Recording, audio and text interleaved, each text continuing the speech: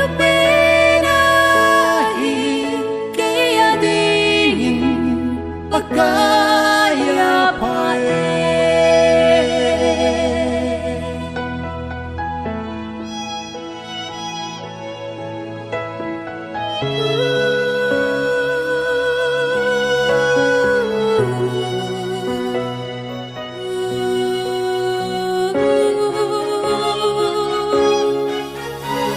nang vezin na ngay lu naki hay mang san po na musa zi na umpina na bol pi ho se yun ay ngay lu ding ko'y maumlaw pagkay kay hinbele na mabo na hikine na ba em chu kay din pagkaya pa o kay din na pa kalam hungin kilang hi zong le itigin ka he yung bizing ay ngay lupena kaya dingin pagkaya pae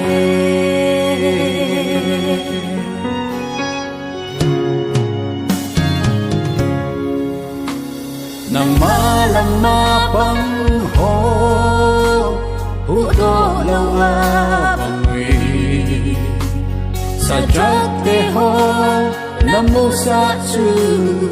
na bilakilang kay dòng hít chi ka đi pe na ken mula hi itu alu pen ken dòng ka ta san kay din pagkaya pa o kay din na pa kalam hungin kilang hi dòng le itigin ka he yung pising ay ngay lupena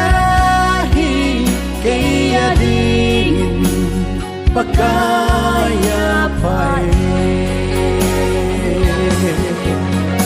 kay din pagkaya pae o kay dingin na pae kalam hungin kilang hi dòng le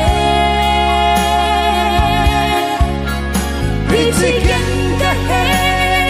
yung pising ay ngay lupena hi kaya dingin pagkaya pae itigin ka he yung pising ay ngay lupena hi kaya dingin pagkaya pae